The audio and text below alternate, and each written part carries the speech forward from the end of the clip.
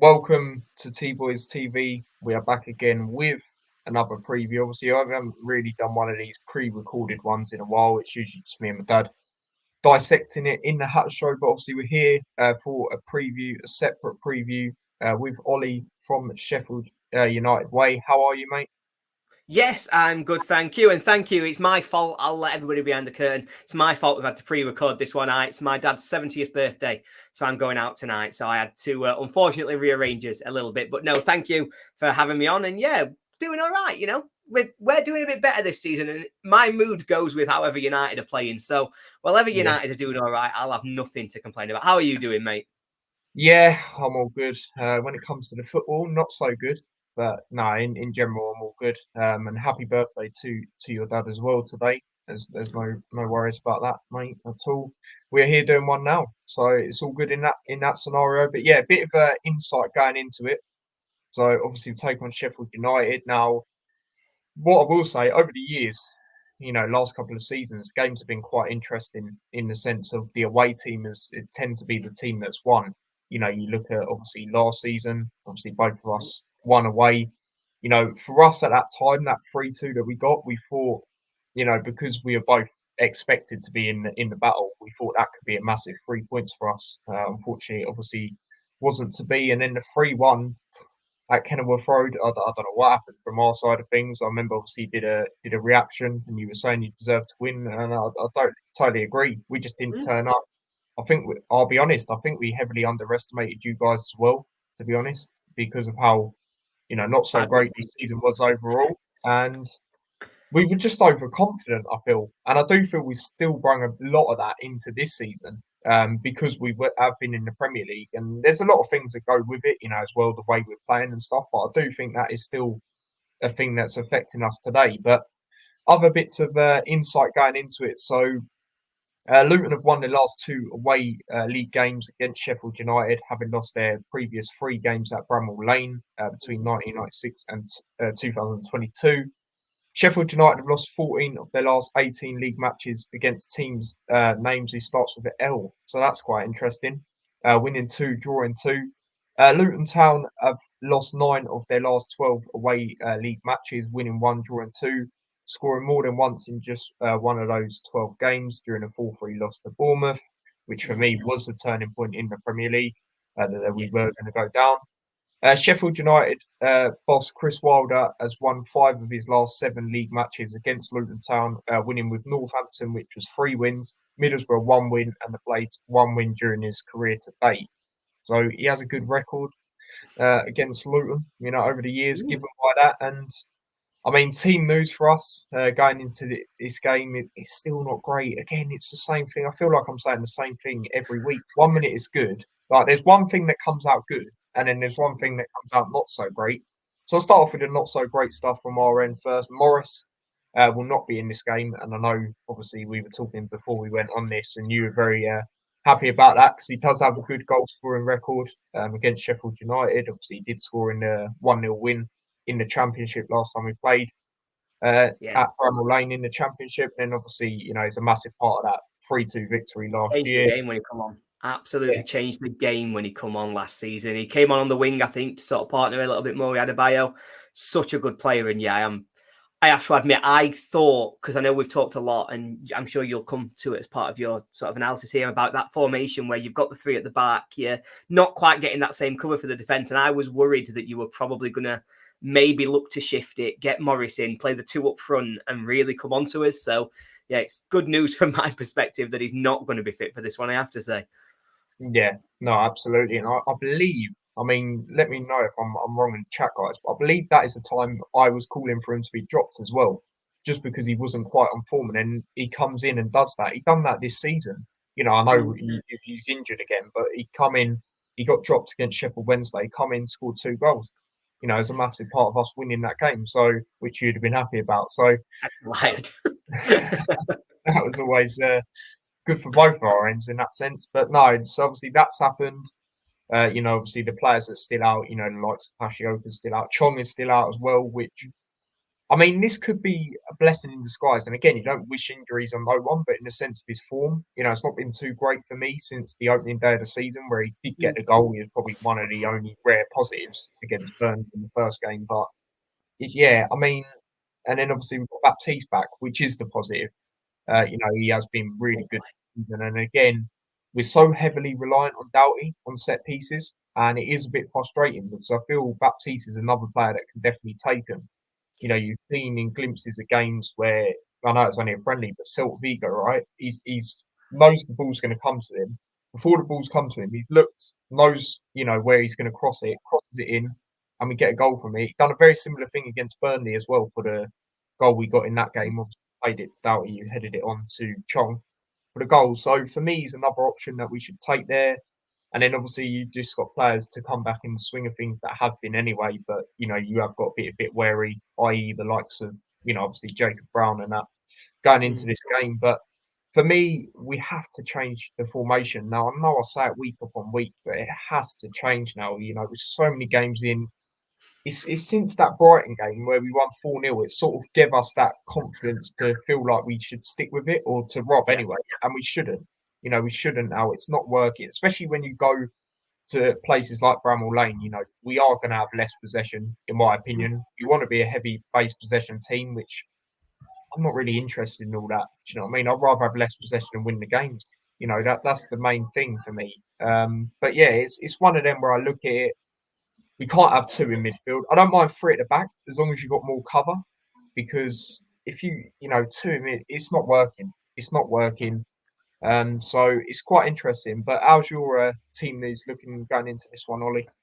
Yeah, it's not looking bad, to be honest. We're looking as though we'll at least have what is recognised now as our best 11. So Michael Cooper will start in net. He's new signing this summer, who's been incredible since he's come in. He's conceded 1 goal in the 6 games that he's started so far. So obviously just really confident. And he really does sort of just command his area so well. I think when he was coming in, I thought we were just getting a shot stopper. So I was expecting Plymouth must always be getting battered, and therefore he's just a really good shot stopper. But no, it's that wider part of his game that's really shone, because he's not had that much to do in terms of making saves. So I think he's been a fantastic addition. Our back four, again, pretty static. I think midweek we made a change. We put Shackleton in at right back, but I don't expect us to persevere with that. So I think we'll have Alfie Gilchrist come back in on loan from Chelsea. We'll then have Anel Ahmedodzic and Harry Souttar at centre-back. Now, since they've played centre-back together, we've not conceded a goal. It's 5 consecutive clean sheets. So again, a lot of confidence, really strong area of the pitch for us. Then Harrison Burrows at left-back. He's settling into the Championship. I think he's fair, signing from League One, where he was, I think, League One Player of the Year last year. He'd had a fantastic season. Really attacking, scored a lot of goals, got a lot of assists. We've seen the defensive side of his game, but not so much seen that sort of overlapping, attacking fullback situation yet. So really looking forward to see if he can start getting a little bit more. We won 1-0 midweek, and it's all because of an unbelievable cross that he's put in, which forced Swansea into the own goal. So hopefully that's giving him a bit of confidence, and we'll see a lot more of that kind of attacking threat that he's going to bring. Our midfield, so we're going to have 5 in midfield. That almost plays itself into a sort of deep 2 and a forward 3. The only one of those really that has a set role is the winger, Andre Brooks or Jezrin Raksake. I think it'll be Raksake who plays in this one. So that'll be on the right wing. The 2 deep midfielders, it'll be Vinny Souza and Sidi Peck. Vinny Souza, you saw him in the Premier League last year, embarrassed himself quite a lot of the time in the Premier League. But since coming down to the Championship, his attitude has been spot on. He's really sort of taken to a role as a leader in this team. And he's actually captained us for the last 2 or 3 weeks since Oliver Arblaster's injury. So really great to see his kind of redemption arc. He scored when we played you at yours last season. He scored that 3rd goal that just put the game to bed. So hopefully we'll see another commanding performance from him. Peck next to him, young player, 21, only 4 games into his career, really, but he's really shone. He's really strong on the ball. His body movement generally means that he can get out of tight spaces as well. So really impressed with him coming through the academy and the way that he's been able to hit the ground running. The other 2 in this midfield are the star men. They're the 2 that everybody wants to talk about. When you go to the Championship, I talk to Gab Sutton or I talk to any of the other teams, the 2 players United have got that everybody else wants to talk about, Gustavo Harmer and Callum O'Hare. They are by far the standout players in this team. I think Gustavo Harmer is just so much better than the Championship. I've got no idea why nobody came and paid his release clause in the summer. He's a standout. And this season, he has just been unbelievable. He's just scoring goals from just about everywhere. He's smacking free kicks in the top corner. He's chipping the keeper from 35 yards. He's picking it up and just finding the bottom corner, or he's running in at the back post and coming there sort of for headers, for finishers. He's just really turned his game around from being this midfield general who was dominating games and dictating the play to a really attacking, impactful player who knows where to be, where to come in, and his finishing is unbelievable.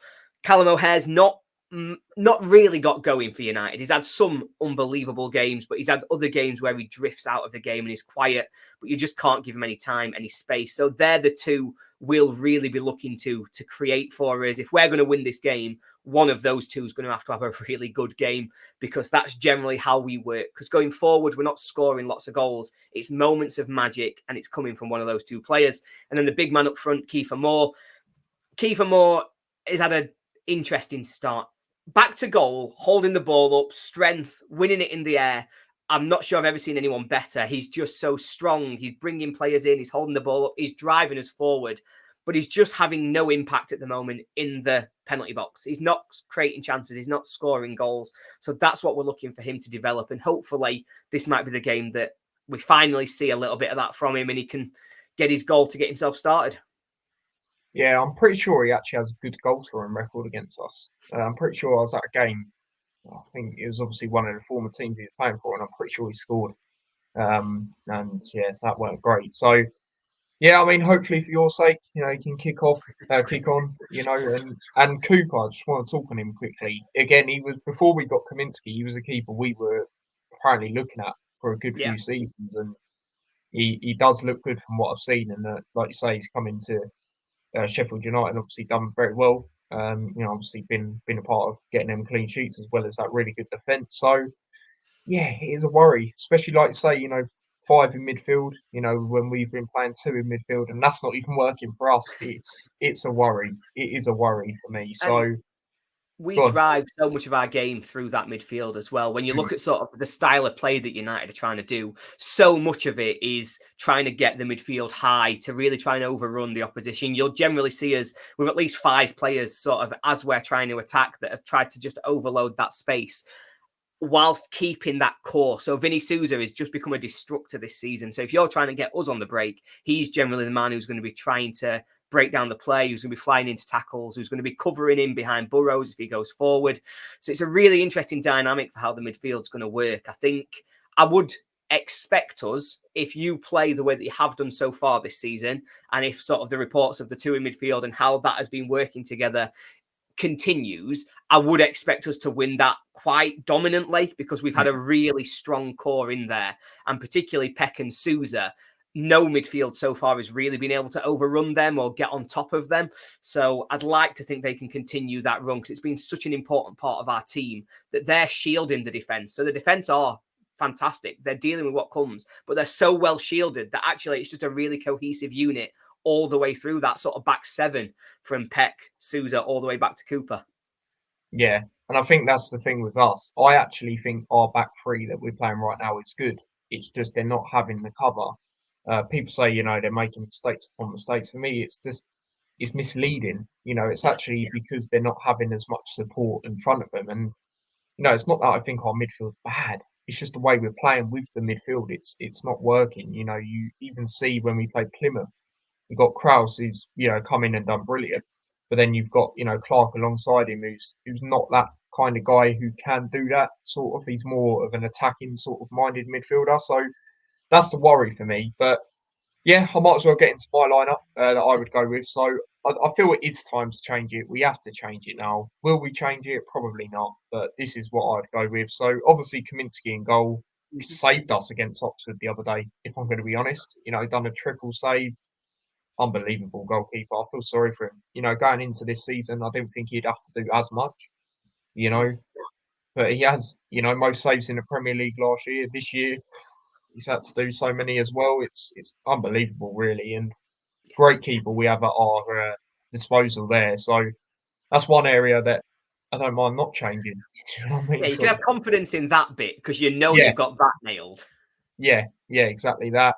The back three, I would stick with the same. So that is Mengi, McGuinness, and Burke. Shout out to McGuinness, by the way. Obviously, did get called up for Ireland, which is good for the first time. So that's always good. I mean, people have had their doubts about him since he's come in. I mean, the first two games, I don't think he was so great, especially the QPR one where he let it bounce. But then again, he's been an aerial threat from corners. And ever since then, I think he's been pretty solid.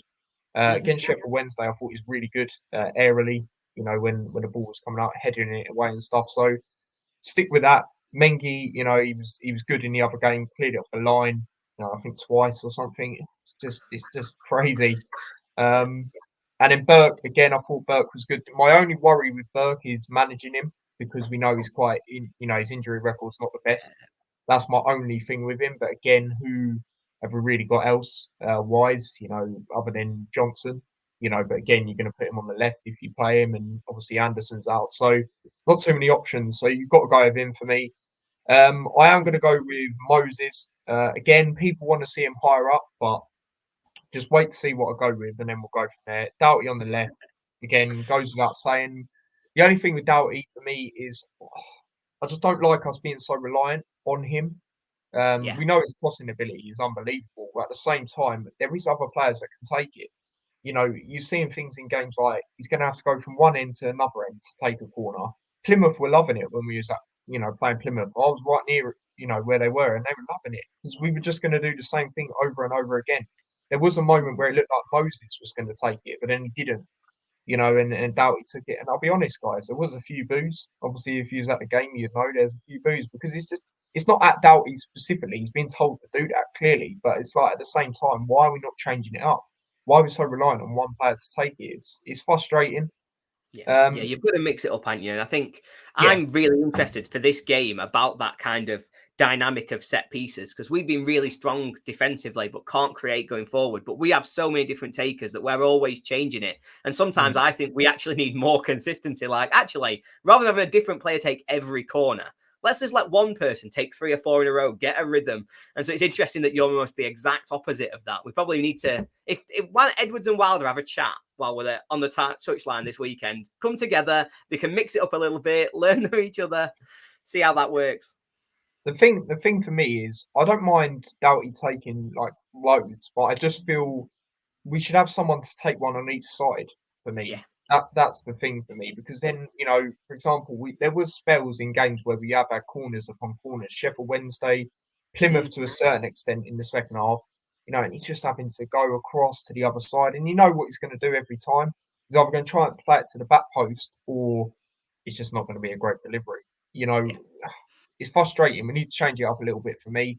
But I would go Doughty still, obviously. And then for me, I'm going with like a 5-3-2 essentially in this game. So I'm going with Nakamba, and then I'm going with two ahead. So I'm going Kraus, who is okay to be in contention for this game despite coming off, which I do feel was the difference maker against Oxford, in the sense of us being less, dominant and them having more chances and more easy for them to get in behind. And then I would go Clark. Again, Clark was decent the other day. Obviously, he had a great chance before he did score. And I just feel you've got to use him higher up for me. So I would go Clark and Kraus in front of Nakamba. And then I'm going two up front. We have to go two up front because I feel one up front, it's not benefiting Elijah at all. We haven't got Morris in this game either, like I said earlier. So I'm going to go with Elijah and Brown. Now, I wouldn't mind if it was Elijah and Taylor, but I just don't think he's going to put Taylor in. He didn't the other day, which was crazy. You could tell Elijah was fatigued. He couldn't continue. We've seen that a lot with him, and he is struggling. And again, he should have scored against Oxford the other day for me. He should have also scored against Plymouth, definitely, 100%. But at the same time, I just feel he needs a service at times. He can't do it all up by himself because what we do sometimes, play the ball up to him or Morris, expect them to control it down and try and, take on a man and go on, through on goal. And it's just like they need someone else there for me. I Yeah. would go with Brown. Again, we do need to manage Brown's minutes, but then again, you could take him off and bring on Taylor. I mean, there's options you could do. I know he's not everyone's favourite and it's not really mine anymore, but Woodrow as well. You have got them striking options. You could even put Nelson there as well, So there is more than enough options, and that was one department going into the season I was quite happy with. as much as I said maybe about getting another attacker just to essentially replace Chio, but obviously we did, and Mhm. we got in Moses. We're going to use him more sort of as a right wing back by the looks of it, which is a bit frustrating. But maybe when Bell's back, we could put Real Waters there more, and then have him and Doughty chopping and changing really there, and hopefully not flogging Doughty to death like last season. So that's the lineup I'd go with going into the game. We have to change it. If we don't change it, even if it's a little tweak, we have to change something. Something different. Yeah, yeah, Yeah. exactly. Otherwise, it's just going to be the same old story. I mean, I'll be honest, you guys will know I've said if we don't win this game, we might have to push it. And again, that sounds a bit harsh, and I don't put all the blame on him. But the only reason I say it is because if we keep playing the same thing, I don't see where it's getting better. We go into the international break now, we've got 2 weeks, and then we've got Watford, which is a massive game, as we all know. And people, by the sounds of it, on social media are accepting a loss. That's absolutely crazy. Now, I know form goes out the window and all that, but still, we have to win that game. It's not acceptable losing, especially at home to them. What usually happens in the derby, right? Much as form go out the window, like I say, the team that's at home tends to win. So we cannot, if we get rolled over or something to them, that's not acceptable, in my And opinion. and not to focus too much on Watford, but they've sort of had their run.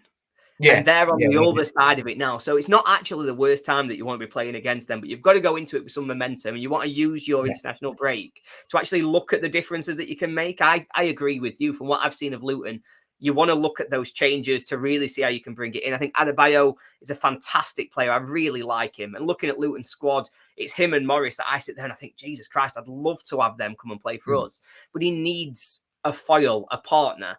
It's clearly not quite worked for him so far this season. His finishing's not there. He's not taking the chances that are coming his way. So give him something else. Build on that other aspect of his game. I think if you come against us with just Adebayo up front, for all his fantastic abilities, he's going to be up against Harry Suter. So all yeah, of that physicality, his size, his strength, we've got somebody who can actually counter that for the first time since I can remember when we've played against you. So you want to have somebody next to him who it's not about holding the ball up and keeping it. It's about finding your partner and actually bringing somebody else into the play. And I think that's going to be so important that in my pre-match that I was looking at for the game, the first thing I said was, I really hope they stay the same and don't switch to a two up the front system. Because if you do get two strikers on and then have a little bit more, what's the word I want? Have a bit more profile, shall we say, up front. mm, That's where I think you'd hurt us, and that's how I think we could get caught out. And so hearing you go through that lineup there, my first thought was, just do one up front. Come on, Rob. You know what works. yeah. No, it's like I believe I was trying to look, but I couldn't quite see it. When we beat you guys 1-0, I think we had two up front. Yeah, you know, and it's like we say, we know Morris and Elijah are more than good enough. I've seen a few people question mark them, which for me is crazy because they've already proved, that they can play in this division. outstanding You know, players. but you just got to play them right for me. And that's the thing. And again, like I say, Elijah should have scored by now. I'm not saying he Yeah, hasn't, but at the same time, he needs someone there for support. He can't do it all by himself. So for me, I would be going with Brown. Like I say, I'd love to see Taylor in, but it's just not going to happen. There's more chance of Brown coming in if that is going to happen. yeah, But yeah, like you say, especially if how solid you have been at the back, you haven't conceded in your last 5 games. One no. up front for us definitely would not work, if we do that again. So yeah, it is that time. Score predictions. How are you feeling going into this one? Score predictions. I never let myself get too excited. I know that comparatively as well, when you look at the fixture list, we talk a lot about United having had a really successful, really positive start. We've not conceded in 5. We've not actually played anyone yet, if we're being honest. With all due respect to the Championship, we've played teams I'm expecting to finish between 12th and 24th for our start. It's let us get some momentum, let us overcome relegation. But with that, we have now then got that momentum. We've got players in form. We've got confidence all around Bramall Lane. I am expecting this one to be a really tough game. I actually think that, and I'm sure you will agree, Luton are a lot better than where they are in the league. It's sort of little bits that they just need to click, need to get into place. Maybe it's adapting to the fact that you're the favourites in games now rather than coming in as the underdogs. That's really having that sort of impact on the style of the opposition, breaking down low blocks instead of having them come onto you.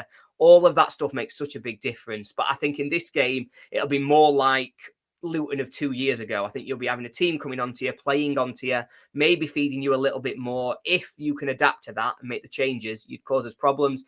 As it stands, I think United will win 1-0. I think it'll be a rear guard, not giving up any chances again, and probably a moment of magic from Gus Harmer, because that's what usually works. So, yeah, I'm going to go 1-0 United, but I could see it being a very different game if you do make the changes you're predicting.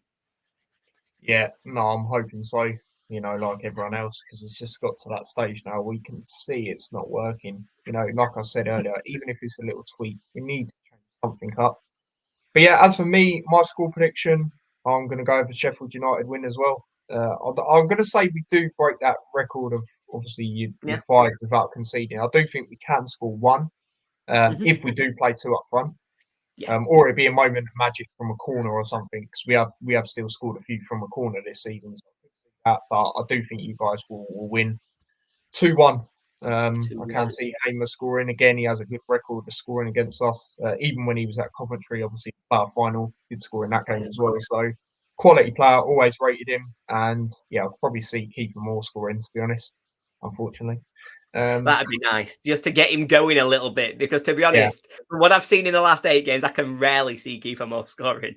But I'm sure he just needs that confidence in his boots, and his wider play is so good that we really want to get that confidence in him. So I hope you're right. I'd take 2-1 with a goal for Big Keith. Yeah, there you go. So there you go, guys. That is the match preview for Sheffield United versus Luton Town. Obviously, I will be at the game, so there will be obviously a match day vlog and stuff like that. I mean, the last time I did a vlog, it wasn't so great. Obviously, the Plymouth game. So yeah, not really expecting much, to be honest, out of this game. Like I say, expecting another loss, unfortunately, going into that international break. But can Luton do any surprises? I mean, this is the first time we're probably not favourites this season, to be honest. So will that play a benefit? I don't know. It played a massive benefit last time, obviously, for you guys. So we'll just see, but I just don't know. Maybe if we change it up, but if not, I can't see anything, unfortunately. So yeah, thank you again, Ollie, for coming on. Just let the people know where they can find you. No worries at all. Thank you so much for having me. So I'm Ollie on Twitter. I'm at Beastly Ollie. We are the Sheffield United Way, so you can find us on YouTube and on Twitter. And I also do a championship podcast show with Gab Sutton every week, where we recap the weekend's action and talk about the general state of play in the championship. So do check that out if you think I talk any sense. Yeah, I'll put the Sheffield United Way channel in the title, guys. So you guys can just subscribe from there as well. So yeah, big up to everyone that has watched this. Don't forget to smash a like if you haven't already. Do obviously subscribe to the channel as well if you haven't already. And if you want to follow me across any of my socials, link to them are all in the description. So yeah, until next time, guys, take care. Peace.